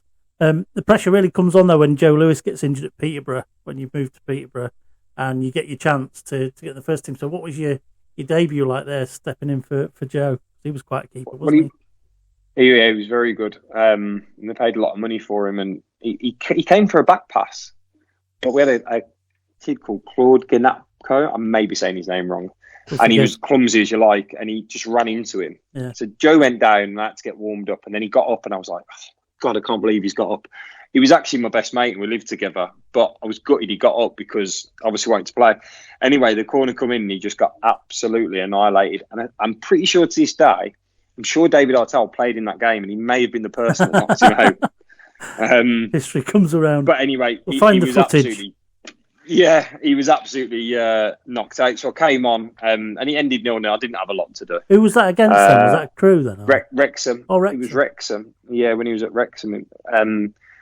We ended up getting promoted that season. Then League One, Joe played every single minute of every single game. And then Darren Ferguson put me on for the last maybe 20 minutes of the last game of the season. And we got promoted. And then when we got to the Championship, I'd had quite a good pre-season, and I mean, I look back now, and it was just great management. But he pulled me in before the start of the season. Said, it was a toss-up between who I was going to play, and I fell for it. But I ended up playing a fair bit that season, really, not loads, but I came on. What sort of killed me, really, I came on against Nottingham Forest, and it was 1-0 at half time. We ended up losing 2-1, and I was at fault for one of them. And you're on the back foot. Then they brought in Ben Amos on loan from Man United. And then I came against Blackburn in the League Cup and we lost 5-2. Came on at 1-0. And I wasn't ready. I hadn't gone out and played games. I turned down a loan to Havant and Waterloo the season before because I thought, I'm number 2 at Peterborough. We're in League One. I'm going to play. I obviously wasn't. I should have gone out on loan and got games. And that would be my learning curve. But I ended the season. I played a couple of games towards the end of the season. I did quite well, but it was obviously too late. Then we'd been for a few managers and Gary Johnson had come in, and I didn't really like him, to be honest. I still think he's a bit of a dickhead. So breaking news. You heard it sure. So if you're watching Gary, I'm sure Gary's not going to watch.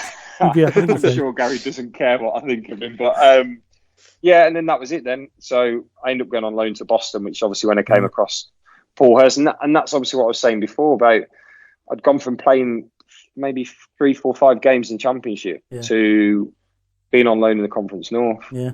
It was Did you go away to train at Man United at some point? Was that as a Darren Ferguson offshoot? Yeah, so our goalie coach got sacked basically, and we didn't have one for a period of time for about a week. It was about maybe 2 weeks, but we went up to Man United for a week anyway during the international break. And that was, again, I was a young lad. Me and Joe went up, we were best mates. So we'd train in the morning. Van der Sar was there because he was coming back from his, he was injured. It was the international break. Ben Foster was there, Thomas Cusack, me and Joe. But again, we were young lads, so we'd train in the morning and just go out in the night and then in Manchester and go and train. I mean, what an idiot. Like, you trained at Man United with, and like I say, because it was international break, obviously a lot of them weren't there, but Giggs was there, Scholes was there. I remember Giggs chipped me in training. I just thought, oh, fair play. I mean, yeah, so again, maybe a waste opportunity, but hindsight's wonderful, isn't it? I think. So was it Boston where you first came across Rob and Paul, was it? Yeah. So, yeah, I actually got on better with Rob at the time. He was miserable and shouted a lot.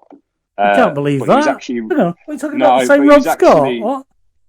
He was actually really good on a training. He was really, really good. He was really knowledgeable. Obviously, over time, my relationship with Hursty developed until it completely crumbled. But yeah, I enjoyed playing under him. I used to love it. I absolutely loved it. I was still training at Peterborough in the day, and then I'd just go train there on a Tuesday and Thursday and play on a Saturday.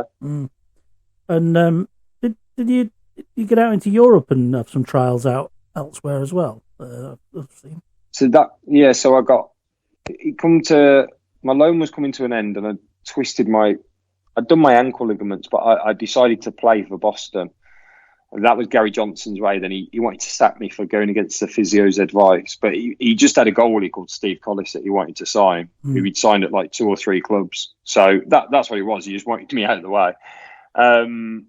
So I said, well, you can't sack me for playing injured. Like, surely you want players to play injured. Anyway, Barry Fry come in and basically they paid the rest of my contract, and that was it. I wasn't on a lot of money, so they got rid of me. And then I went to RSKV Leonidas in Holland. I flew out.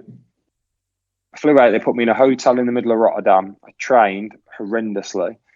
So I think I got there on the Wednesday, trained on the Thursday, flew back on the Friday, and then they said they wanted to sign me, and I was like, I didn't have anything else, so that was it. I went to live in Holland for 6 months. And did you play much for them, or was that? Yeah. I played every game I was there. I loved it. Like, at first, again, you step out your comfort zone. I was on my own. Strange thing, isn't it? Took it for a different country. Yeah, like my granddad had just died. Like, I was with a girl at the time. We'd split up, so I was like, it was like everything was just new for me. But I absolutely loved it, and I wouldn't have come back unless it was Hurst. He was actually Rob Scott who rang me, but I wouldn't have come back unless it was for them to. Yeah. Particularly, and obviously, I remember when I flew back over to come and have a look at the training ground, and the first time I turned up, the famous Cheapside. Yeah, John Fenty was getting the water from the farmer's field to water the grass. Right. He was doing it himself, drilling down to get the water. Yeah, well, that sounds like the man, doesn't it? Anyway, it certainly does. Enough said. So yeah, you came in 11 and 12 playing with Rob and Paul, and I think you played for Town under 6 permanent managers, 2 of which were Paul Hurst. So you did spend quite a bit of time there through that, and it was a 6-year stint that Town were for the first time in the history out of the league, and you were instrumental in getting us back in. Eventually, we had a few close shaves, didn't we? But I think some fans look back at that period that we're in a lower league, but your team is your team, and you get behind them. And there's a lot of when you look back at the history stuff that comes out, and what have you from Bruce and the like. There's a lot of love for that sort of period with the way that things were going, and we've heard from Diz and Nathan about the followings we used to get at away grounds, and there was the connection never got lost, did it, with the fans? No, like I mean, like I say, these are nice. Everyone who played at that time would have said the same thing, but I mean, maybe people look back now with a different fondness, because at the time, especially when I signed up, I remember drawing with Guiseley at home and getting booed off, but there was a lot of fans there for non-league. But then you look at us now and where we got to, there was nowhere near the fans turning up every week. No. But away from home, we had some incredible days, like with Kidderminster first game of the season, where I also had a stinker. Barnet away, like there's lots of them. But then, it was a really tough time, because when I signed, like I've said it before, I signed to play football. I didn't sign for Grimsby Town. I didn't know about Grimsby Town. I played there I played there against Grimsby for Walsall in an FA Youth Cup game, Youth Alliance Cup game or something. Didn't know anything else about it. Everyone said it's Grim up north and all the rest of that stuff. I'd signed a 1-year contract. I never intended or thought about staying longer than a year.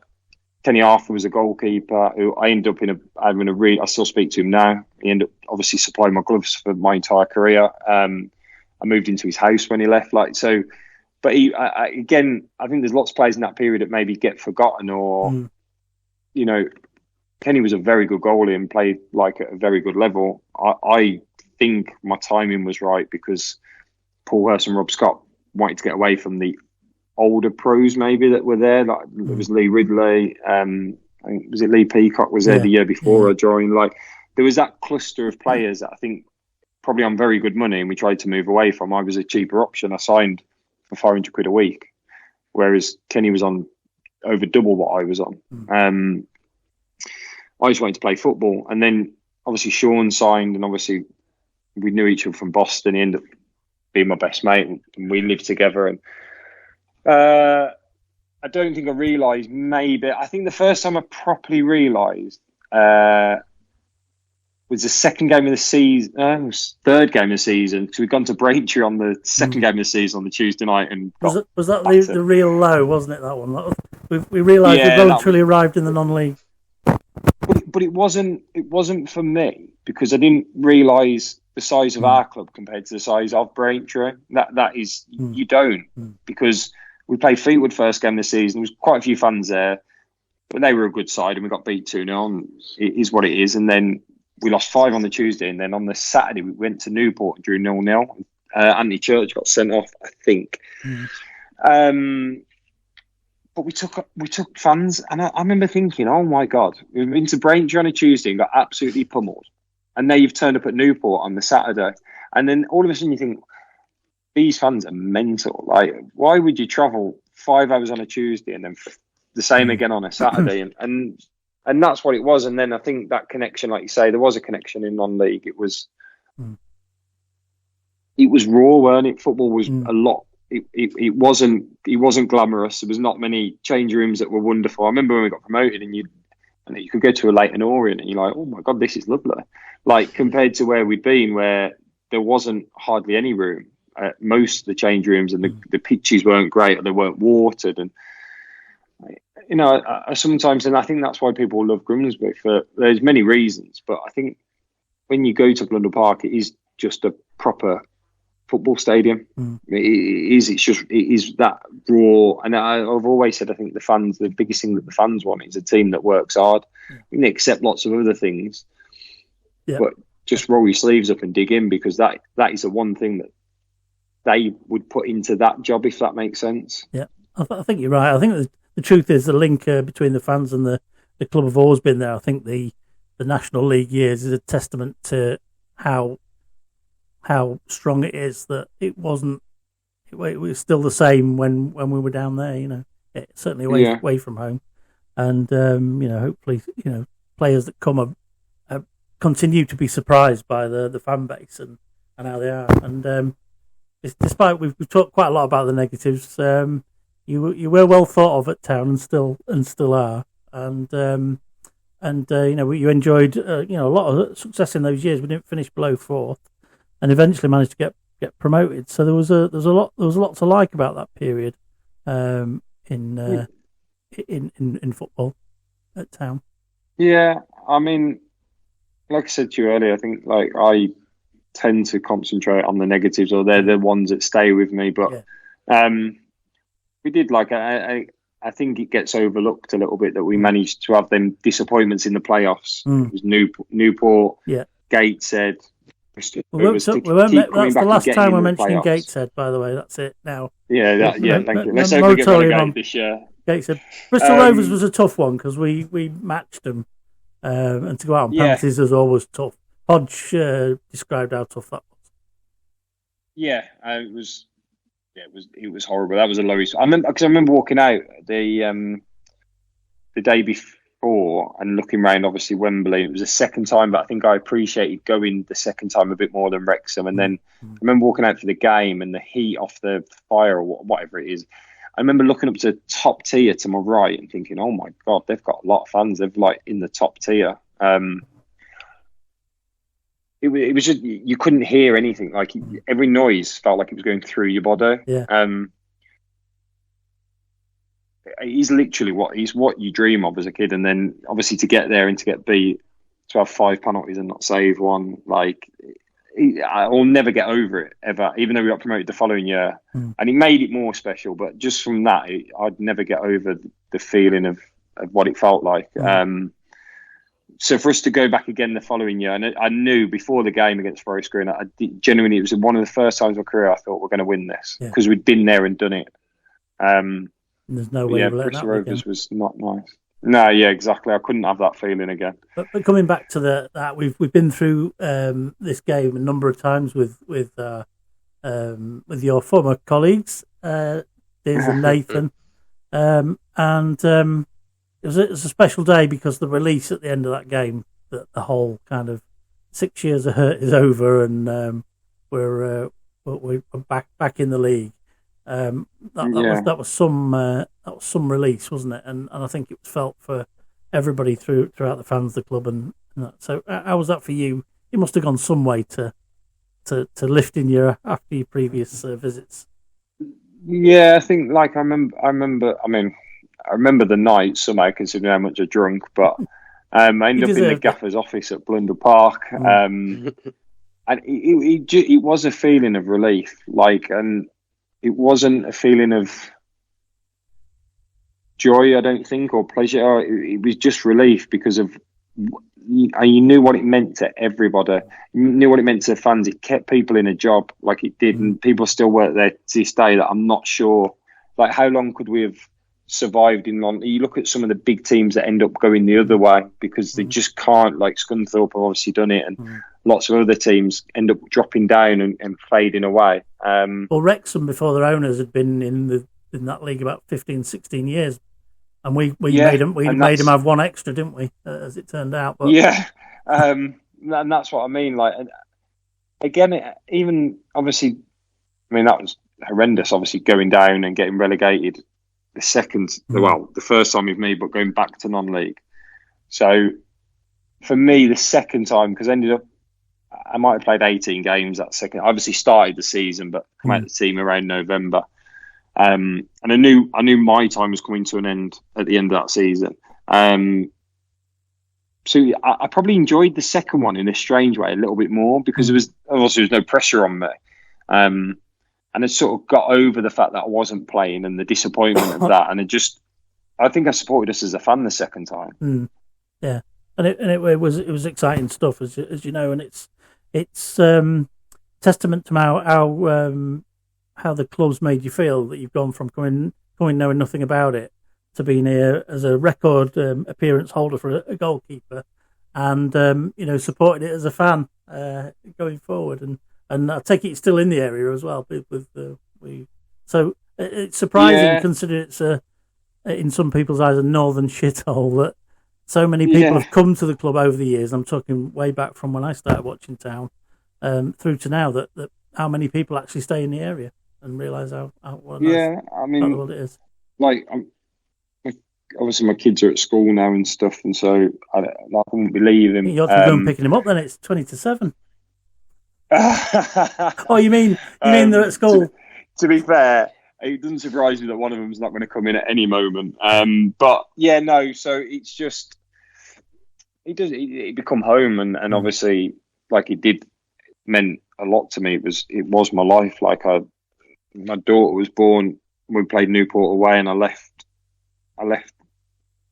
about 4 hours later and stayed overnight and played Newport the next day.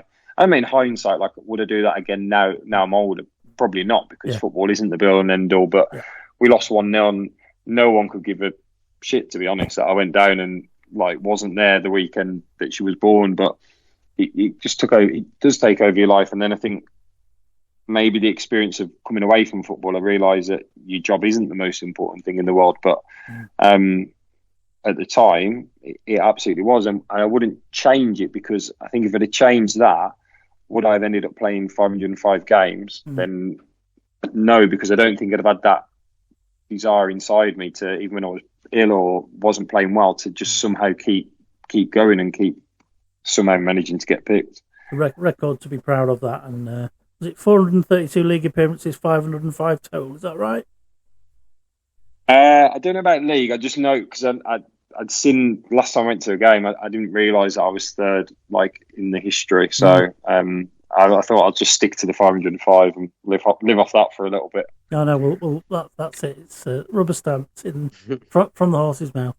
You played with a lot of players at Town and over the years, and as managers have said.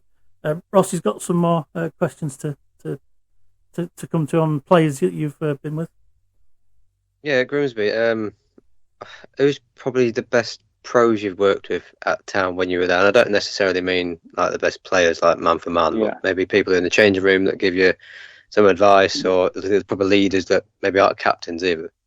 Yeah, I mean, Scotty Nelson was one of the best players I played with, but he was certainly not the best pro that I ever played with. My God, he wasn't. I don't know. I mean, I look back and I think like someone like Toto obviously went on to do really well, but wasn't a very good pro and was an awful trainer. Sean, the reason that Sean's there now is because of the pro he was. Because if he got dropped, he'd train the same. No matter what ever happened to Sean, he would be exactly the same. He'd train the same. He'd train how he played.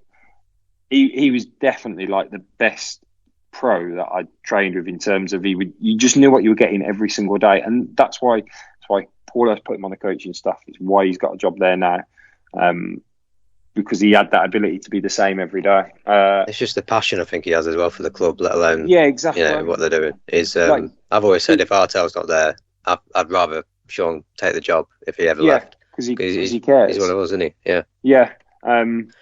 This wasn't a phenomenal pro. He used to bring a packed lunch on an away game, and he was a terrible trainer. So he was an awful trainer. But Diz was different because on a match day, and Diz wasn't a loud captain. Obviously, anyone who knows him, he's very quiet, but he was so brave in terms of he would always get the ball, no matter who we were playing, no matter what the score was. We were getting booed, he'd want the ball and he'd try and make something happen. He led by example. I mean, we were talking different levels, but like the more Steven Gerrard type captain rather than a shouter and a screamer and stuff like that. But I mean, towards the end of my time, Harry Clifton, unbelievable pro, like very, very good pro. Everything right off the pitch, live right, ate right, barely drunk or drunk at the right times, all them sorts of things. I thought he would probably go on and potentially break my record, and no one will ever break John McDermott's, but I thought Cliffy might do that, but obviously he decided to leave. So yeah, I think it was in a way. I thought, I don't know if it's Harry's time to go or not with Town. It was one of them where I think the season before he left, the fans started to not go against him, but you could see he was going a bit of a plateau. And to be fair, I think it was probably the right time for him to maybe try something new. I think for him it was. Yeah, I think again it's really hard because would he be more appreciated now? Because I think nearly every team in League Two would take Harry Clifton because he's got versatility. You know what you're getting from him. He trains well, he runs, all the rest of it, etc. However, you also know that Harry's got his limitations, like we all have at that level. Like I think Harry's. I used to say to him, I think for Harry to go above where he was, because Harry, I mean, I've never seen anyone complete the bleep test. Like say, unbelievable pro. Don't try 40-yard passes, Harry. Like, don't do it. It's not the biggest thing that you say to the biggest thing I think you can teach a young player is know what you're good at, know what your limitations are, and play to your strengths. So if you can win the ball and you can run around, just give it to a player who can pass the ball. Then don't you try and do that. And I think too many young players probably think they're maybe better than what they are, or they try and progress the game to something they can't do. Like Ollie Palmer, when he came to us, I'll be honest, I think he's a big fanny. Like he pulled out the challenge at Bristol Rovers, and I would like for the goal.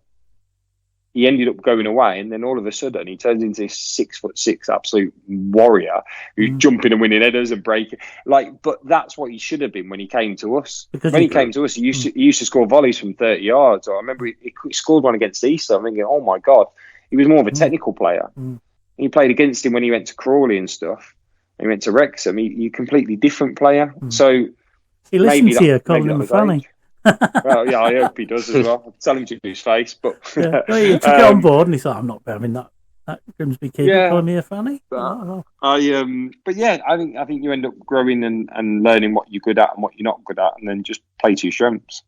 You've got some good clippable quotes there, Rossi, for the episode. Oh yeah, breaking news. Nice one. Are you other than the Forest Green match?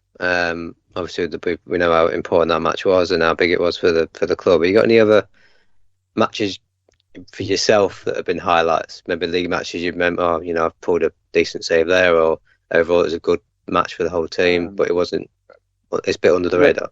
Wrexham, obviously at Wembley for myself. I know we lost, but I remember thinking, I played it right there. And then Crystal Palace away. Unbelievable fans, unbelievable. Their fans, unbelievable. I was obviously captain that day as well before I became captain, and it just meant a lot to part of that. Compare that to the feeling after Chelsea was horrendous. I would never want to experience that again, because I don't care who you're playing, you shouldn't lose by 7. So Stop going on the negatives. We'll get you positive before you leave. I can't help it. And I think the first game back in the Football League when we beat, who did we beat? 2-0. Ben Davies scored a free kick. Oh God! I remember the game. I can see the free kick. Yeah, Morecambe. Might have been. Yeah, Morecambe. Caden Jackson scored. Yes. Yeah, I remember just walking out and thinking, we've made it. I could have retired that day and been quite happy because I felt like I'd played a part in getting everybody back to where they should be. Yeah. There'll always be the argument, are we a League One club or a League Two club? But we're not a conference club, that's for sure. So I definitely think that we've just got back to at least where we should be. Yeah. No, that's great. From that point of view, isn't it? Who would you say the best striker you've faced is? In my time at Grimsby? Yeah. I mean, obviously, I think Jamie Vardy would be an obvious one, but I don't remember him being particularly great, to be honest. I don't particularly remember him. I remember the goal he scored against us at Blundell Park was a tap-in from an inch. So it wasn't. It didn't strike me as the Jamie Vardy we went on to see Premier League winner and all that sort of stuff. No, exactly. I never ever thought he would go on to that. Was there anybody you saw on the team sheet of the opponent and thought, "Oh Christ, not him"? Not particularly. Not off the top of my head. I mean, you end up obviously if someone particular scores past you. You do keep it in your mind a little bit because you think about how they're going to. Pod used to score past me, and it used to irritate the life out of me. It's funny because we know that because he told us the other week. He said I used to tell him. I used to tell him all week before, and I'm going to score. That's why I didn't like it now. But I got on really me, Pod, Sean, Diz all were very close. We know about your trip to Cheltenham races. Yes, yeah. Well, it was 10 years. It was 10 years ago. Obviously, Cheltenham was last week. It was 10 years ago. I was sick in the back of Sean's car. We now know who it was. Yeah, it was me. But he didn't bubble you, though. He didn't. It was awful. He didn't bubble you. He didn't tell you who it was. He told us somebody was. No, yeah, it was me. And I got home and I got in bed. It was only about 9 o'clock at night. I went, I've really messed up here. We've all done it. We've all done it. Podge wasn't the best striker I played against. He wasn't the best striker I played with, but he was the best goal scorer, definitely. Yeah, cracking lad. We had. He can chat as well, can he? We had to. Oh my god! We had to split his episode into 2 parts. We probably could have made a third if we'd have wanted to. But he was fabulous as well. His football knowledge is unbelievable. He knows players. He remembers linesmen. He was really good value. But he didn't bubble you as the one who chundered in Pearson's car. And it was he also said the video's going to stay under wraps. So you're safe. So yeah, thanks for outing yourself there. You've done well. What about keeper? Who's your sort of keeper you've revered most as you've looked up to? I mean, when I was younger, Peter Schmeichel. When I was a little kid, he was always like my hero. Just because he was. I mean, technically he wasn't very good. I didn't think I was ever very technically very good, and he just made saves, and that was sort of what I ended up trying to base my game off. And then I grew to appreciate longevity. So, like, you look at someone like Buffon, who played at the top level for a long time. So, like, I always looked up to him. But I look back, strange that I got on. We got on, but clashed at the same time. But when Dean Henderson was here, I wish I could have had 2% of his self-confidence. I really do, because he had an unbelievable confidence in himself. Because at the end of the day, he'd come to Grimsby and he sat on the bench from deadline day in August to Boxing Day. And that's a long time, really, for a very, very good goalie to sit on the bench. And he still backed himself. He still trained unbelievably every day. I used to think, just piss off, Dean, just go back to Man United. and then he got in the team, and everything that he said he would do, he did. He started to come for crosses like on the 18-yard box. I can't even get in the 6-yard box. He was unbelievable. And if you're going to be mega confident like that, one of the things you have to do is back it up, isn't it? Otherwise, you're going to fail quickly, aren't you? You absolutely do. And I played with. I don't think I'd be speaking out of turn if I said about Omar Bogle. Like, he had a confidence and an arrogance, and he did back it up for us. He didn't back it up as he got further on in his career, and he didn't. Whereas Dean has obviously grown and grown and grown, and even the fact that he got let go from Man United just doesn't seem to bother him. He ended up going to Crystal Palace and being a top Premier League bowler. Yeah. So, I mean, like I say, you try and learn off most of the goalies that you work with, but he was the one that I just thought, if I could have just had a bit more of his self-confidence, and you never know where it takes you. Yeah. So that's the first half of the interview with James McKeown. It's a hard listen because he's quite tough on himself, Ross, isn't he? Old James. Very, very. I don't know why, because he was one of the best players we've had at the club for a long time. Yeah, certainly. And certainly wore his heart on his sleeve. Yeah, and he obviously, the negatives weighed very heavy on him. We look forward to part 2 though, where he goes into a bit more detail about his relationship with Paul Hurst and how it crumbled. So we pressed him on that, having said it in this section, and that's where we pick it up next time. So thanks for listening. Thanks for joining us today. Results not quite as bad as they could have been. And any other final business before we finish for today, Ross? No, I think everything's been covered. Up the International Mariners. Get in there. Yeah, so up the Mariners, and let's get ready for the playoffs. And I shall see you in the week, Ross. You will indeed. All the best, mate. See you later. Right, and then we'll just do an intro for Macca Part 2 and not go out on its own. So. Hello, welcome back to 3 Fish on the Shirt. We've got another episode for you, following up on our weekend international break catch-up, where we picked up with James McKeown, who's we left him midway through his interview. We've got another 50 minutes or so of interview to go with him where he talks about his relationship with Paul Hurst. And it's quite an interesting listen, Ross, as we said last week, or the weekend. Quite tough on himself, and but we got some really interesting stories out of him, and it's really interesting to hear about, how his relationship with Paul Hurst went. Yeah, he definitely says it how it is, does James. But he dished the dirt on a few managers that have been at the club, and you kind of understand why some things went the way they did in the end of this particular one. And what he thinks of certain players. Ollie Palmer, get ready. And we'll look forward to that. As we always do, thank you again to our sponsors, Winner Chicken Dinner, who have sponsored us throughout the season. It's been really gratefully received by ourselves to keep us going. And they've got some great competitions on at the minute, particularly the house competition.